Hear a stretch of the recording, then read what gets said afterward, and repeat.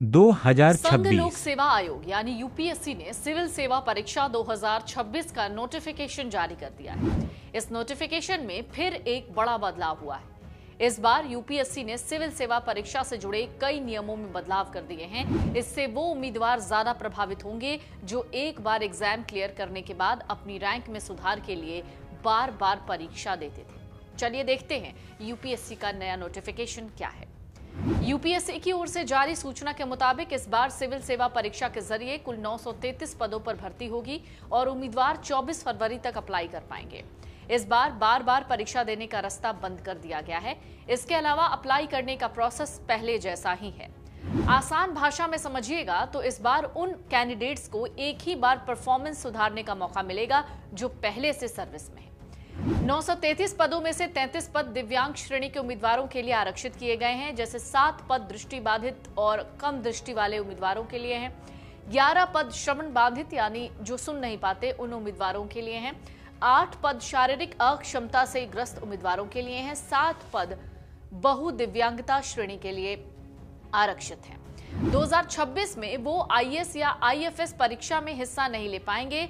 इतना ही नहीं, अगर कोई उम्मीदवार यूपीएससी प्री परीक्षा में हिस्सा ले लेता है और मेंस की परीक्षा से पहले वो पूर्व की परीक्षा से आईएएस या आईएफएस बन जाता है तो वो मेंस परीक्षा में हिस्सा नहीं ले पाएगा। अगर वो प्री में पास हो चुका है तो भी वो हिस्सा नहीं ले पाएगा। इसके अलावा अगर कोई 2026 के आखिरी रिजल्ट से पहले भी आईएएस आईएफएस बन जाता है तो उसकी नियुक्ति पर विचार नहीं किया जाएगा। जैसे मान लीजिए किसी ने 2026 की परीक्षा के लिए अप्लाई किया लेकिन सिलेक्शन प्रोसेस के दौरान ही आईएएस बन जाता है तो वो 2026 के जरिए सर्विस में नहीं जा पाएगा, चाहे उसने प्री एग्जाम पास कर लिया हो।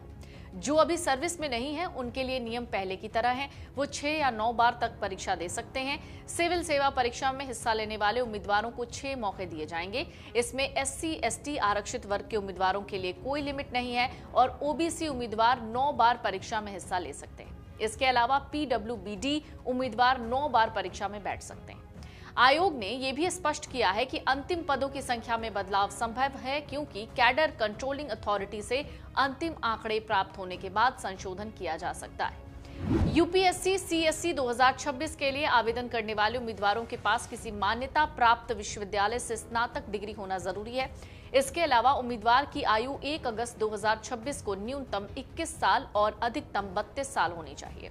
आरक्षित वर्ग के उम्मीदवारों को आयु सीमा में नियम के मुताबिक छूट दी जाएगी। यूपीएससी ने उम्मीदवारों से अपील की है कि वो वक्त रहते आवेदन प्रक्रिया पूरी करें और अंतिम तारीख का इंतजार न करें। परीक्षा में उम्र को लेकर जो बात कही गई है उसके मुताबिक उम्मीदवार का जन्म 2 अगस्त 1994 से पहले और 1 अगस्त 2005 के बाद का नहीं होना चाहिए। इनमें आरक्षित वर्ग के लिए छूट है। अगर उम्मीदवार किसी अनुसूचित जाति का या अनुसूचित जनजाति का हो तो अधिकतम 5 साल और ओबीसी वर्ग के लिए उम्मीदवारों को अधिकतम 3 साल की छूट मिलती है।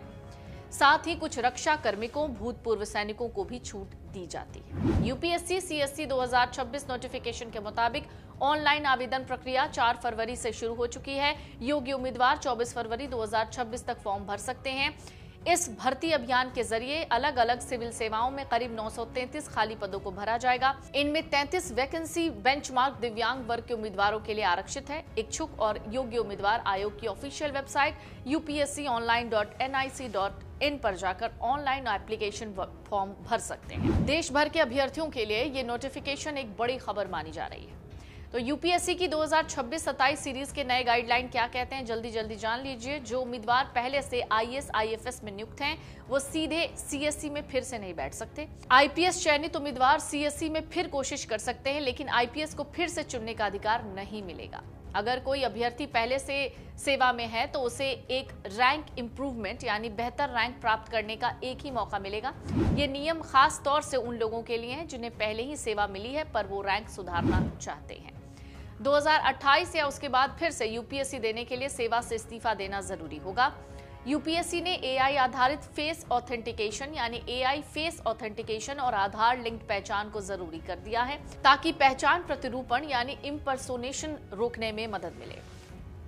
पीडब्ल्यूबीडी उम्मीदवारों को अब चाहे गए परीक्षा केंद्र पर अधिकार मिलेगा ताकि उनकी सुविधा सुनिश्चित हो सके। प्रीलिम्स परीक्षा के बाद प्रोविजनल आंसर की यानी प्रारंभिक उत्तर कुंजी जारी की जाएगी जिस पर अभ्यर्थी ऑब्जेक्शन दाखिल कर सकते हैं।